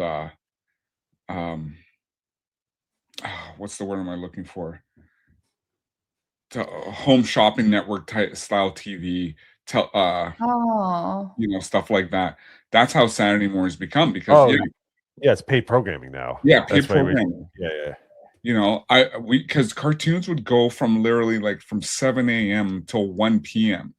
Yeah, you know why? Is because once you could get it on a tablet, that's what parents use to babysit their children now. So they're not going to sit in front of it at a given time. They're just going to throw their tablet at their kid, which I never did. Right, Deb. Infomercials. They were all over. And like even Sundays wasn't too bad, because you still got cartoons until like 10, 11 o'clock, until other stuff started happening. I remember on Sundays, because like I said, when I first started watching Transformers, that was on Sundays, right? And then it was on Sundays, because when I got into Robotech would be on at 11 o'clock on Sundays and Saturdays. Robotech hit hard. Yeah, that was actual anime, and you're just like, whoa. Yeah. Unfortunately, even though we love and we have a lot of nostalgia for like Thundercats, GI Joe, Transformers, They did not get the best animation team sometimes. Sometimes you had some No. really janky episodes, but Robotech was always awesome. Yeah. Yeah, Jose Taco, he's a big Robotech fan as well. Same with Comics Division. So I love Robotech because Robotech was basically this is a cartoon now playing in North America where people actually died. You know, aside from like Transformers the movie or whatever, but it was actually, humans getting, and I always thought Robotech had one of the best storylines, I never got to follow it, but I just remember being just taken aback by like the animation style. It was so good. Yeah. Casey Cheetah says that Hasbro has a YouTube channel that plays Transformers So all day long. I know they do. And they have a lot of Ah. AI viewers. So I just say random weird shit in there to try to pull out the real guys. Oh yeah. And I'll be like, I love eating paint chips or something. Like I'll just say something like really weird. And somebody are like, what are you talking about? Because the rest of it, you could tell like it's cross. Oh, welcome, human. Yeah. So I'll just say weird shit to pull out the humans, and I'll end up talking to them, and I'll talk to them about the cartoons, and we'll have a great discussion. I'll be like, hey, you should check out my channel, but I'll jump in there because if you look at the chat in these Hasbro cartoons, it's AI bots talking to each other most of the time. So oh wow. Yeah, but there are real people in there. So if you jump in there, you can actually try. If you just say weird shit, you'll get people to kind of. You know what? I got to check that out now. Yeah, it's pretty cool, but they have great clips, dude. You'll sit there and watch it forever, and it's in HD. It's so cleaned up, and you're just like, I need to go do something, but I'm in a nostalgia loop, and I can't break out of it. Yeah, because I have all the episodes and DVDs. Like I got so many box sets because they kept bringing them out, and then I actually got, I don't know if you can see, I got if you can see the Matrix. If you can see my Autobot Matrix, that's the DVD. That's the actual DVD set. But I downloaded on the GI Joe sets just underneath it. But I have them all on my hard drive anyway, so I just go back and watch when I want to watch. So, Yeah, but have you seen on YouTube lately? They've got all the shows from the 80s and the 90s as well, other shows just running on a loop the whole time. Yeah, it's amazing. Yeah, I'm with you there, Mo. If you're not careful, the day will have gone past and you're still sitting there watching everything. Yeah, it's really cool. Yeah, there's because of the way it's funny though, the way Transformers and GI Joe went compared to other stuff, because I know the one thing we don't have here in Canada, and I've been asking my guy who owns the Transformers convention. I said, well, how come we don't do a GI Joe one? And he goes, well, there's just not enough people here to do a GI Joe house in the States, because I've seen some of these GI Joe conventions in the US and they're huge, right? And so that's why he just sticks to the Transformers. But nothing has actually gotten up there, because so I'll go with this. So when I was at MegaCon this year, I was a little disappointed because there wasn't enough Transformers in GI Joe. There was more Star Wars, there was more Marvel anime and stuff like that, but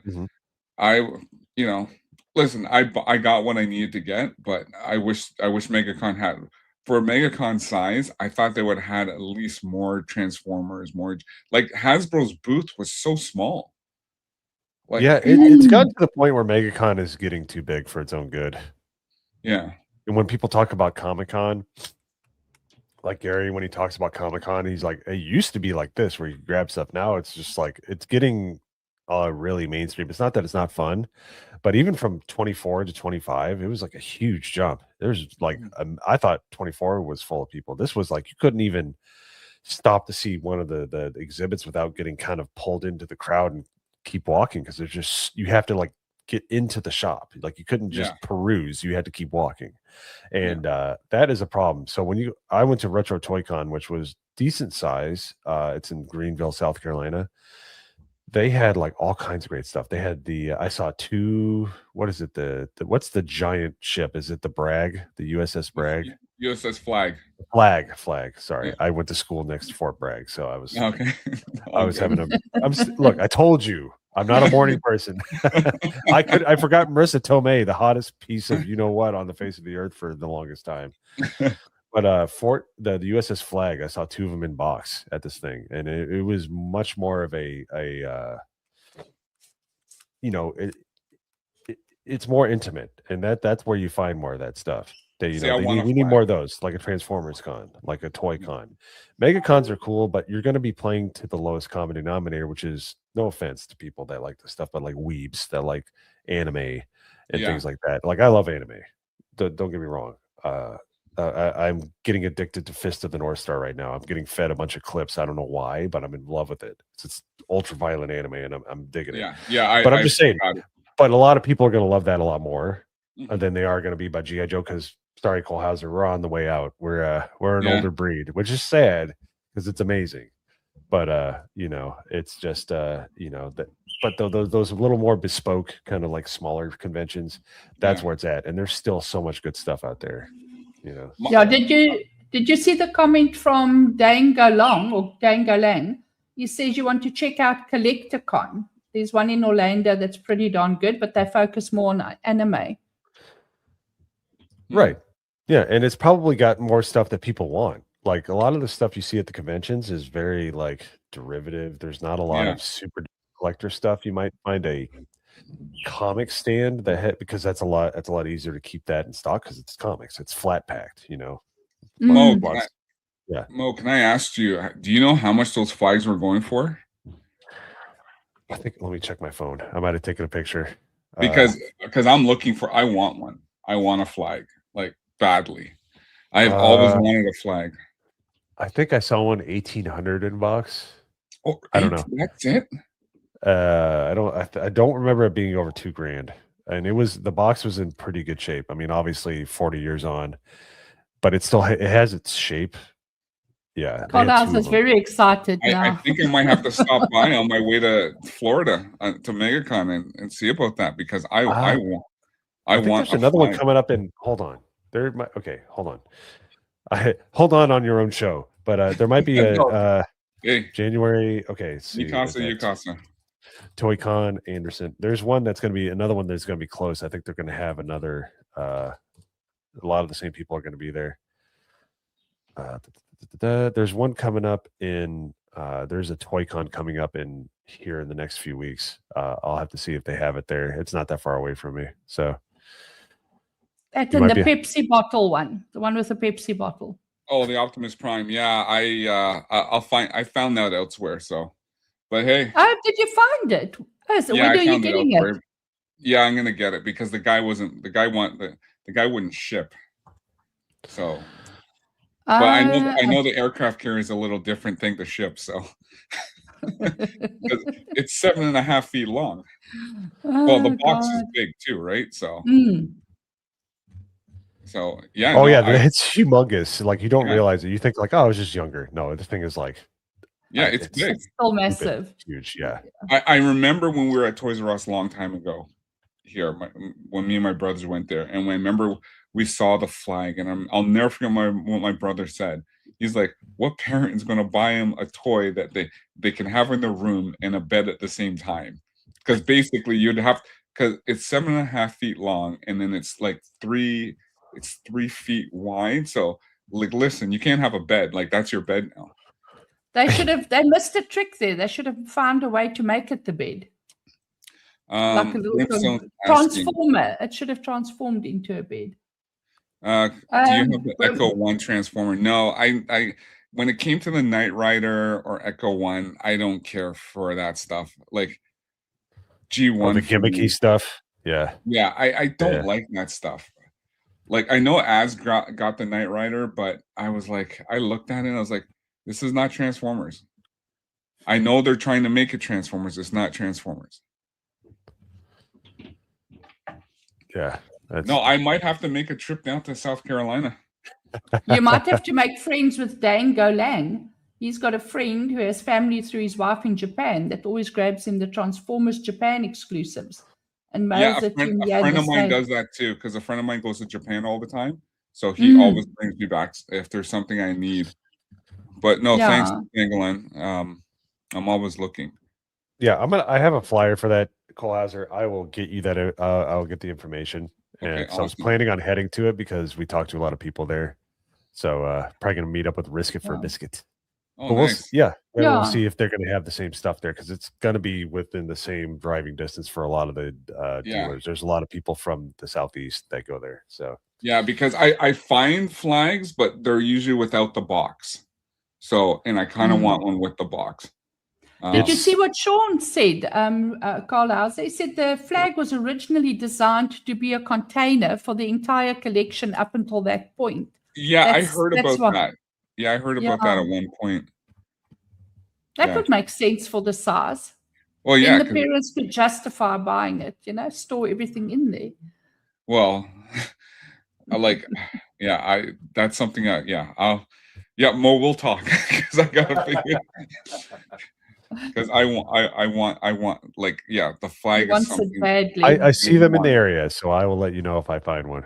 Yeah, so for because I know Jay's always saying too about there's some of these retro toy stores that they're out there and they got everything, and there's just like you'd be surprised what you can find. Yeah, no, totally. I sent him some Starscream stuff when we were there. He's like, "How much is it?" Like, there's some stuff that's in amazing shape. So yeah, like I said, at MegaCon there was some okay stuff, but there wasn't enough for. I was like, you never get a deal on it though, because you're not going to be able to haggle them down. That's part of the fun, though, right? Yeah. Well, I actually made it one. So for one, because some of the classified GI Joes I bought, one of the guys, because I said, listen, I need this one. There was like 7 I needed. He had, and I said, listen, let's work out a deal. And the guy was like, fine. The other place where I needed some, the guy wouldn't haggle. He was just like, his whole thing is my prices are firm. That's it. I get people like that. Like, I'll skip posts on anything. If you say, even if it's a decent price and you say I stand firm, I'm like, I'm not dealing with you. Yeah. Like, I just can't deal with those kind of people. They're stupid because they should just price it a little higher so that they still get their price after the wriggle room. Use your bloody head. Yeah, seriously. Then the guy feels like they get a deal. They're probably not going to return it. It's just it's simple sales. Like, what are we doing here? Yeah. It's like this guy with the guy with the G1 Pepsi Optimus Prime, with the bottle. I said, listen, because he's in Pennsylvania, and I said, listen, I'll buy it. I'll pay for shipping. And he's like, no, I don't ship. So he's like, okay, I have someone out there who can pick it up. Well, he has to pick it up. I said, listen, you give me some times and I'll work with you. But the time he wanted was like, well, no, you have to come this time and this time only. Well, you know what? You're trying to sell this thing, and I'm buying it. So I was just like, you know what? Thanks for your time. I'm going someplace else. So yeah, no, if you don't haggle, I'm not. And I know somebody in the chat said America is not a haggling culture. If you're a good salesperson, you like Anjanette said, because sometimes you'll get it for the price that you ask for is a little more than you wanted. Yeah. But it's simple psychology. If you ask a little more and you sell it for a little less than that, then the person who gets it feels like they get a deal. Yeah. And the person who sells it gets what they wanted. It's what they use in department stores and it's everything. It's always priced a little higher than it probably should be. And then they say, oh, it's on sale. Well, they're still making money off it. But in your brain, you're like, I'm getting a great deal. Yeah. So, it's just. No, they're missing a trick there. Yeah. So I'm always looking because like I said, for me, I'm still collecting. I'm always looking for that cool thing I can find, because like even this Megatron I got, I got it at a steal. I got a 9.6 graded Transformers #1 for a steal. So 9.6. Yeah. Wow. I got 9.6. So insane, I got it. Dude. Yeah, I got it for basically peanuts. So there are people out there they'll haggle. But like I was saying last week's show, there was stuff out there when I saw it, I was like, you know what? I got lazy. because I was like, you know what, it'll be out there. Next thing you know, it's gone. Yeah, that's the other thing. It's you gotta you gotta be careful with that. Yeah, but now I know. I it's like if it's out there, go get it. So Yeah. but yeah, so we're almost up on 2 hours, and I just I Yeah. think the time was flying because when you're having fun, time flies. But Mo, I just want to say, I really appreciate you coming on. This has been a lot of fun because like stuff like this is all I want to talk about. Like I just want to forget about work, forget about what's going on in Yeah. the world. I just want to focus on this stuff that I grew up with, what Yeah. you grew up with, reliving our childhood. And that's the reason why I started it. Well, because Jay said, "Why don't you start your own channel?" And I was like, I don't know. What am I going to talk about? Talk about your passion, what you love. You love your Transformers, your GI Joes, your toys. So that's what I did, and it was great having you on to because we're like I said, we're in that same almost age group where we can say, "Hey, listen, I talk about your experiences." Yeah. Yeah, no, and I like how we kind of went off into the weeds quite a bit, talking about other awesome things in the 80s, Yeah. like Silverhawks. Yeah. I haven't talked to anybody about Silverhawks unless he was actually a voice actor on the freaking show, Yeah. like I did a few weeks ago. So, well, it's but like yeah. it's like Brave Star. Like I love Brave Star. Like I got to go back and watch Brave hadn't thought Star. about that forever, but the character design, Yeah. dude, Brave Star's awesome. Yeah. Let's be serious. New Texas, the planet, right? New Texas. It's so cool though. He's so awesome. I love Brave Star. All I've been doing is you bring this stuff up and I just search for it on Google and I'm like, oh yeah, I remember that. I remember. Yeah. I remember what. Yeah. Yeah. But yeah, and like I said, I've been going back with I started gaming this week, so I've been doing Modern Warfare 2 OG. I've been doing OG Star Wars Battlefront, so been having a lot of fun with that. So, Yeah. Everyone who's been watching, they said they've been having a great time watching this. So, but no, Mo, just final thoughts on on stuff. Damn, I'm getting old. after the whole discussion. No, no, it's just great. Like we've been talking about this, and I look up at the screen. I'm like, who's the pasty white guy with the weird? Oh, that's me. Like I feel like I'm a kid talking about this stuff again. So, it's good to go. I'll leave it on this. We're not talking about living in the past. We're talking about bringing the great things from our past to the future, and it's worth keeping. The reason we're so into it, why you collect it, and why I hold a lot of my memories dear about it, is because it's an amazing time in pop culture where creativity just boomed and we got all these great things. And what's behind Cole Hauser is a reminder of how it's done right, and we need to make sure that we get back to that, and I think we will. So that's what I would like to leave. That's what I gathered from this stream is, yeah, we have a lot of great memories, but you know what? This next generation, my son's generation, is getting fed this stuff by our generation. And they're going to, I have no doubt they're going to make some great stuff too. I think we're going to have a renaissance here, and I'm hoping for it. But the only way you do that is by teaching them about all the wonderful things of the past that and showing that their parents grew up with. So, and with people like Cole Hauser keeping all that stuff safe, making his own little personal museum, it's you're doing a deed to humanity, and I'm not even kidding. It's pretty awesome. So, but thanks for having me on, man. It's been a blast. It really has been a blast. This is the most fun I've had in the morning in a long time. Awesome. Mo, where can we find you? What are you up to next? Feel free to drop your link in chat. Can you grab it, Anjanette, and just drop it? Yeah, I can drop my link tree in the chat. Please. And Mo, do you know how we raid Beardo? How do we do a raid? You cannot do a raid until you're monetized. Believe me, I've tried. Okay. But all you do is you just drop you just shame your chat into going over there. That's what I would do. Chat, you've all been shamed. Sub. There you go. If Perfect. you haven't sub. If you haven't hit the like button, like. And please drop lots of comments for Cole Hauser. It helps a lot with the algorithm thing. If you guys comment away. What are you what are you doing next, Mo? So on Monday we're doing It's a Wonderful Life. Oh, starring nice. Jimmy Stewart, one of my favorite, if not my favorite, Christmas movie of all time. We're doing that on Monday.